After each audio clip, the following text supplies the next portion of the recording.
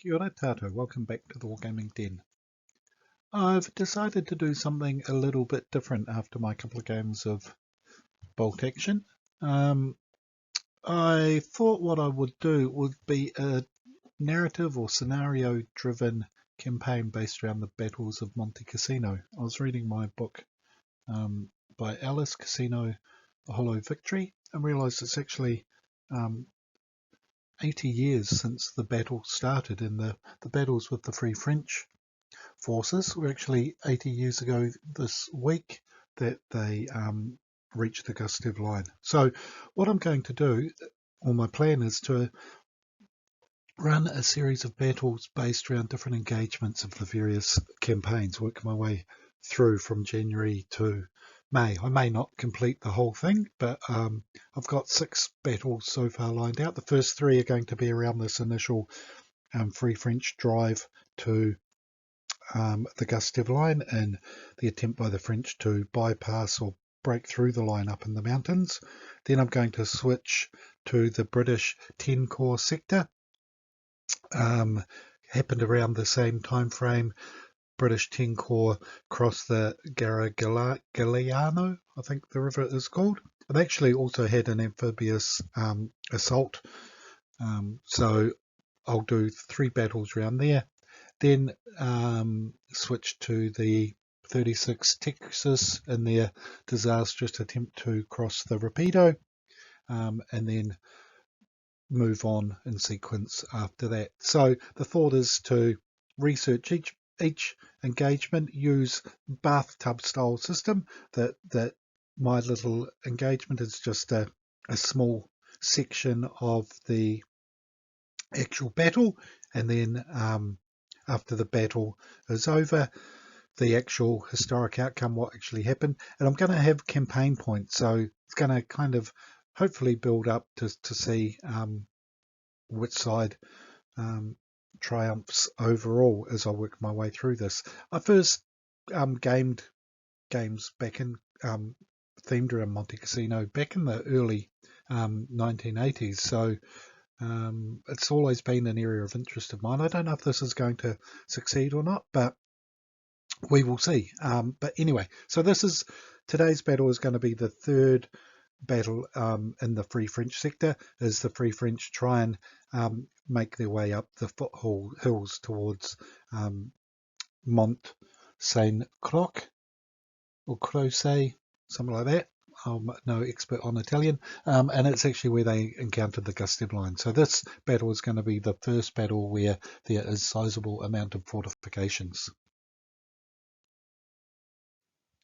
And just to put the battle in context, so the area that we are focusing on is up here on the far right hand flank, as the 2nd Moroccan Division tried to push through the Gustive line up to this mountain, Mount San Croce, and then onto Atina. If they had managed to do that, they could have unhinged the Gustive line and driven back through towards Highway 6. It was actually a critical time. The Germans were very worried and reinforced this area. They were very concerned about a Free French breakthrough. Unfortunately, the Allies didn't put much weight on the French troops at this time, didn't reinforce them. Had they done so, maybe the campaign might have turned out a bit different. It's one of those big what if that so often happen in warfare. But anyway, so the fight is up here.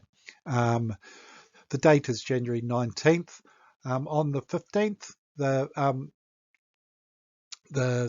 14th Panzer Corps started to withdraw to the Gustive line, were followed up by the French. They crossed the Rapido up here, and then they wanted to launch another attack. The Free French troops, the Moroccans and the Algerians down here, though, had taken heavy losses. The troops were exhausted. Remember, it's the middle of winter. They're fighting in the mountains. It's rainy. It's cold. That winter was absolutely miserable. But they pushed on and tried to have one last drive to try and get through the Gustive line. So that's where this battle is kind of pitched at. let's have a look at the Free French forces for this particular battle. So, bigger force today, we're up to 1,500 points, and that's because I've painted up a couple of Shermans and I wanted to include them. So here they are here, a couple of Sherman 5s and Free French colours and a Scott. So that's a tank platoon that is supporting the Free French infantry. So I've got two veteran squads here. I've got a squad of Grenadiers, and all these guys are the artisan French range, and then I've got a squad of infantry that are all in American kit. Again, artisan, the really nice Americans in greatcoat range, which I thoroughly like. They've also got a mortar, they've got a bazooka, and they've got a medium machine gun as well. So a total of 11 units for the French today.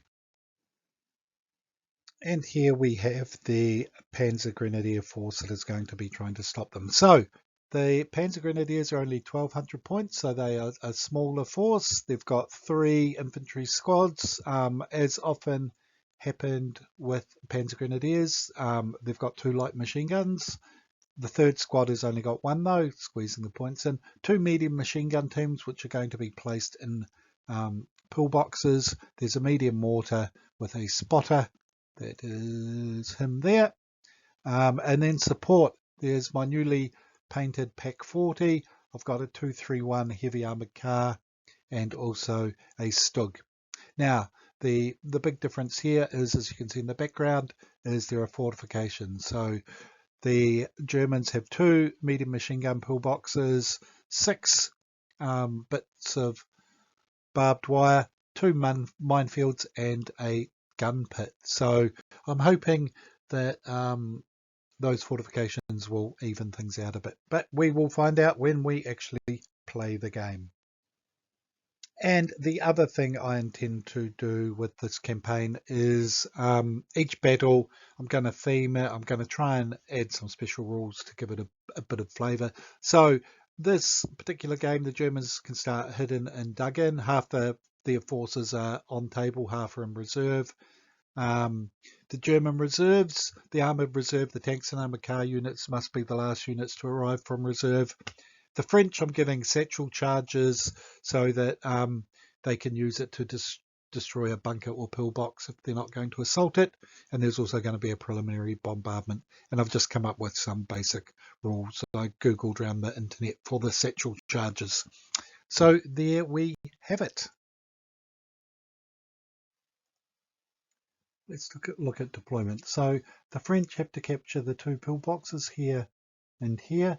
The Germans can deploy anywhere up to halfway. So they've set up their fortifications to defend the 2 pillboxes. So minefields out wide on both sides with barbed wire. Also barbed wire defending this position here. This ruined building is hard cover. This area here is hard cover.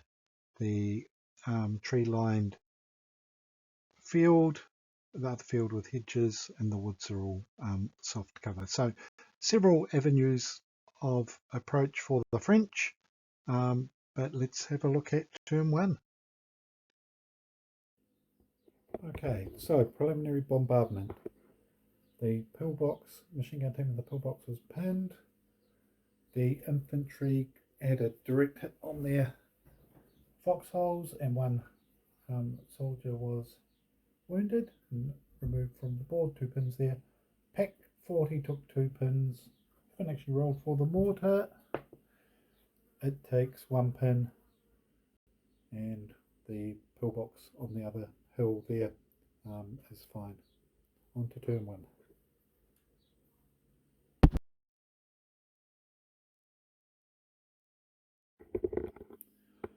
Turn 1. Not a great deal of action.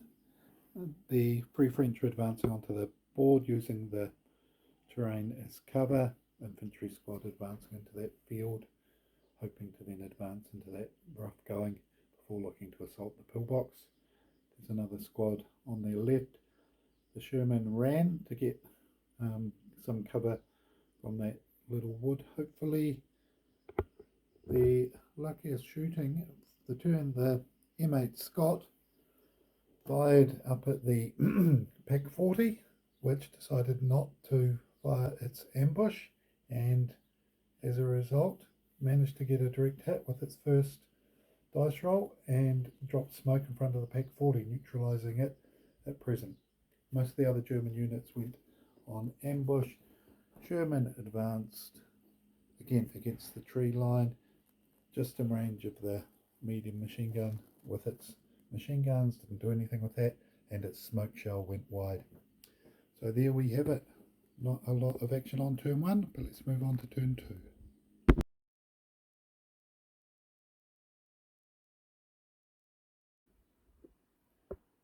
Turn 2. Free French advanced to this wood. Bazooka was hit by the machine gun in the pillbox, took a pin. Germans stayed on ambush over here. Mortar fired, first ranging in shot, got a direct hit on the German mortar, put one wound on it and got up to 4 pins, but the German mortar rallied. PEC 40 wasn't able to fire. Infantry took a loss, I think, over here, just from some long range fire from the Free French, which were advancing. The Scott went down. The Free French infantry advanced into that ruined building in the centre of the board to spring off for their next assaults. Over on the far side, the Free French Grenadiers got into the wooded area here. Sherman advanced, got beyond the 45-degree arc of the PEC 40 up there, so the PEC 40 wasn't able to ambush, took a shot but missed. German reinforcements have come on, the Panzer Grenadiers coming up to support the pillbox here. And same on the other side. Unfortunately, the German commander, the lieutenant, failed to come on from reserve, which meant with the Panzer reserve rule, wasn't able to bring on the Stug or the 234 this turn. So on to turn number 3. And here we have just an overview of where things are at on turn 2. So the infantry at the edge of the wood there, medium machine gun giving covering fire. Sherman is advanced to near the mines, infantry in the woods and trees there, infantry in the woods and trees there, infantry in the buildings there. On to turn 3.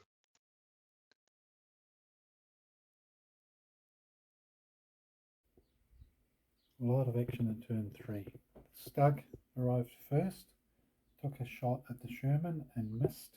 Then the Sherman advanced, clearing out a section of minefields, and got a hit on the Stug that it caught fire, failed its mural test, and the crew abandoned it.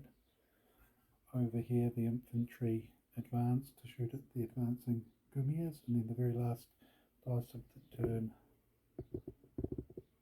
the machine gun team at very long range, about 30 odd inches, hit 5 times, did 4 wounds on the infantry there, so very good shooting. Free French advancing into the difficult going there. Infantry went down here. The PEC 40 did an advance order, turned, fired at the Sherman, hitting it and knocking it out. The German mortar was hit, no wounds caused, but then it went down, instead of firing. The armoured car came on, fired at the building, killed 2 teams, but then the Sherman hit it and immobilised it. The Scott advanced, put another wound on it, another pin on it, and then from over here the bazooka fired at long range and knocked it out, and then the infantry advanced. The other infantry advanced out of there towards that pillbox, which actually fired as well. So there we have it, a very brutal turn 3.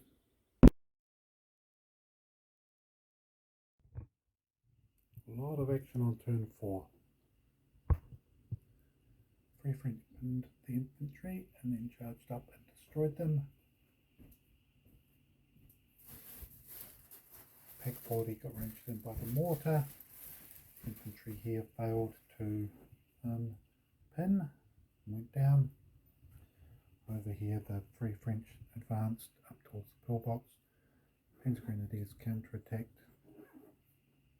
Not too many wounds on the French, but they've got the German and infantry coming up to support. So, looking interesting, going up to turn 5. That objective is under a bit of pressure, and the French hopefully able to assault this one on turn 5. It can be a wee bit hard to follow sometimes from the video. So here we go.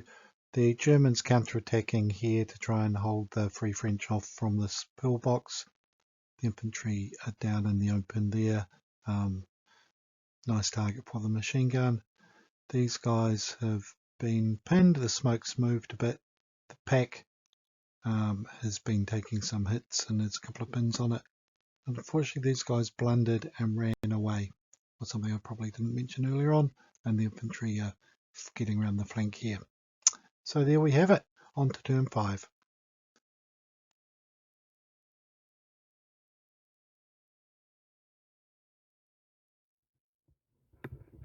Lots of action on turn 5. The Grenadiers just assaulted and killed the spotter with an air in contact with the pillbox. Infantry advanced towards the end of the turn at the pack that had gone down because it had been hit by the mortar. Didn't do any wounds damage though. Did put another pin on it, so the pack's severely pinned. This infantry unit here rallied, got rid of all their pins. Over here the German lieutenant and NCO charged down the hill, killed the remnants of that first attacking squad, then retreated. Fire from the Sherman and other bits and pieces decimated the German squad up there, who had also fired at my Free French, and the Free French infantry, thanks to the lieutenant being nearby, charged up and are just in contact with the pillbox. So going into turn 6, the satchel charges need to go off against the 2 pillboxes to see if the French can knock them both out and win the game.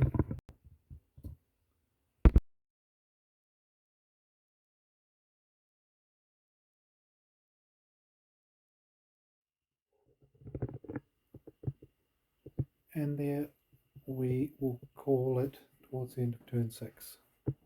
So the infantry over here set off the satchel charge. It did 9 damage on its 3 dice, which wasn't enough to destroy the pillbox and kill 2 of the crew, so that pillbox survived. The infantry here charged up and assaulted the pack 40, overran it, and then got a 6-inch move to move out of the way. Didn't do the last couple of dice from the Germans, not a lot of point. They only had the mortar over there.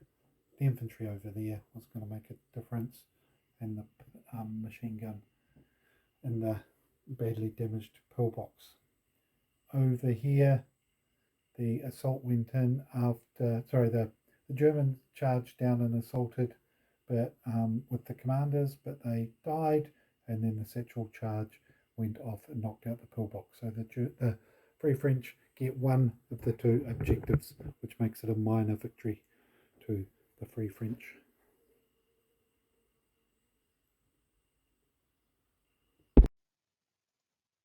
So what happened in the actual battle? Well, the Moroccan forces made good progress up until they hit the Gustav line. They crossed the Rapido, and the attacks on Monte San Croce, or however you say it, was took place from the 21st to the 25th of January 1944, fighting at heights of up to 5,000 feet in the middle of winter. So the conditions must have been absolutely bitter.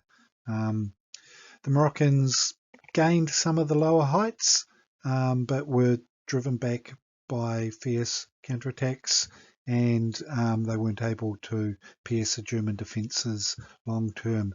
In the end, the Moroccans had taken pretty heavy casualties, and the French High Command abandoned the assault. But as far as I can see, it's one of those great what-ifs of the campaign. Up to that point, the Allied commanders hadn't really thought too much of the fighting prowess of the French, but they were to prove themselves, especially the Moroccans and Algerians, adept at mountain warfare. And if they had reinforced with a fresh division when the attacks started, maybe they might have punched a hole in the Gustav line and been able to hook round and reach Highway 6 behind Cassino and unhinge the German defences. It's one of those big what-ifs of the war as far as I'm concerned. But as it was, they weren't able to push their way through. The Germans held, and as we're all aware, the Battle of Monte Cassinos were about to take place. So there we have it. Minor victory to the French. They managed to capture one of the pillboxes, not both of them. Really enjoyed that game, actually. Like the new terrain, getting the fortifications out. I thought I had the balance quite good between the two forces, 1500 versus 1200 plus fortifications. Made for an interesting and dynamic game. As I said, it's the start of a little solo campaign that I intend to fight, just researching some of the various engagements of the Cassino battles between January and May 1944.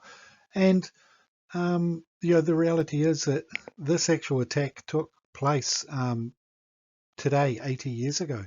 So that was kind of ironic that the timing that I decided to start doing this is actually coincides with the 80th anniversary of the start of the battles of Monte Cassino. So I'm hoping to be able to continue running a few battles. The next battle, though, we change focus and we move over to the British 10th Corps as they try and cross the Garigliano River and break through the Gustav line on the far the far left-hand side of the Allied lines. So that will be the next battle. Got to work on tidying up my British before that happens, but hopefully I'll have another game in the next week or so. So hope you enjoyed that. Not very many battles I've seen bolt action themed around the Italian campaign. It's always been an interest of mine, so looking forward to having a few more games. So thank you very much for watching. If you like this, please hit the like button and subscribe. Until next time, ka kite anō. Take care, everybody.